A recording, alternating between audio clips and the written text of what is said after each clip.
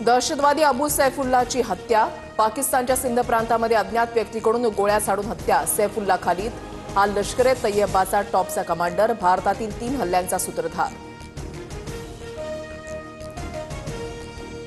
पाकिस्तानसाठी हेरगिरी केल्याच्या आरोपाखाली युट्यूबर ज्योती मल्होत्राला अटक। ज्योती मल्होत्राला पाकमध्ये व्हीआयपी ट्रीटमेंट मिळत होती। पाकमध्ये ज्योतीला पोलीस सुरक्षाही पुरवली गेल्याची माहिती।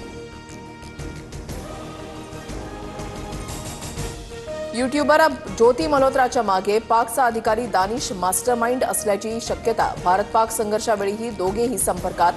ज्योतीच्या पाकिस्तान दौऱ्याचा खर्चही दानिशने केला। यापूर्वी संशयास्पद कृत्यामुळे भारत सरकारनं दानिशला देश सोडण्यास सांगितलं होतं। युट्यूबर ज्योती मल्होत्राचं चीनी कनेक्शनही तपासामध्ये समोर। पाकिस्ताननंतर चीनमध्ये गेली होती ज्योती मल्होत्रा। चीनी अधिकाऱ्यांची भेट घेतल्यानंतर ज्योती मल्होत्रा तपास यंत्रणांच्या रडारवर। पहलगाम हल्ल्यानंतरचा युट्यूबर ज्योती मल्होत्राचा व्हिडिओ समोर। पहलगाम हल्ल्यामध्ये ज्योतीनं पर्यटकांनाच दोषी ठरवलेलं। पाकसाठी हेरगिरी करणाऱ्या ज्योतीचा व्हिडिओ व्हायरल।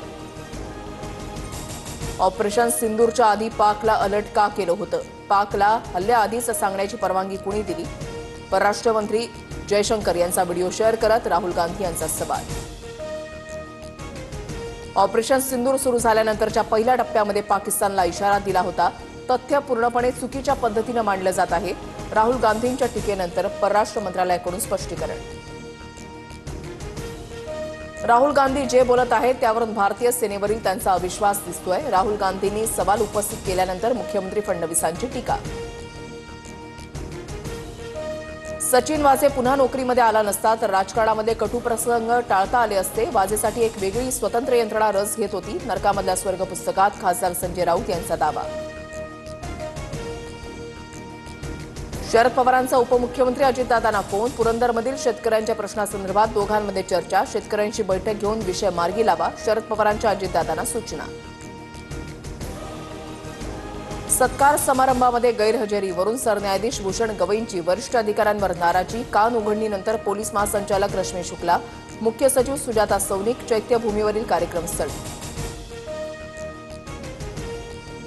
तो सूड नव्हता तर न्याय होता। भारतीय सैन्याकडून ऑपरेशन सिंदूरबाबत नवा व्हिडिओ प्रसारित। ऑपरेशन सिंदूर राबवत कशा प्रकारे दहशतवादी तळ नष्ट केली याची व्हिडिओतून माहिती। याचना नहीं अब रण होगा, जीवन जय या की मरण होगा। भारतीय नौदलाकडून ऑपरेशन सिंदूरचे व्हिडिओ समोर आणत थेट पाकिस्तानला इशारा। धनंजय मुंडेंनी घेतली परळीमध्ये मारहाण झालेल्या शिवराज दिवटेची भेट। प्रकरणामध्ये कुठलाही जातीय रंग नाही, मात्र वाद आणि मारहाण नेमकी कुठल्या कारणावरून झाली पोलीस तपास करतील, मुंडेंची प्रतिक्रिया। पुणे, जालना, रत्नागिरीसह अमरावती आणि सोलापूरमध्ये जोरदार अवकाळी पावसाची हजेरी। मराठवाड्याला मान्सूनपूर्व पावसाचा सर्वाधिक फटका। वादळी वाऱ्यामुळे पिकांची नासाडी तर अनेक ठिकाणी झाडं उन्मळून पडली। सोलापुरातील टेक्सटाईल कारखान्याच्या विझलेल्या आगीचा पुन्हा एकदा भडका। 13 तासानंतर आग आटोक्यात आली होती, मात्र पुन्हा गॅसचा स्फोट। आगीमध्ये 8 जणांचा होरपळून मृत्यू। संध्याकाळी 7:30 दिल्ली विरुद्ध गुजरातची लढत। प्ले ऑफच्या शर्यतीमध्ये पहिल्या स्थानावर जाण्याची गुजरातला संधी, तर दिल्लीसाठी निर्णायक सामना।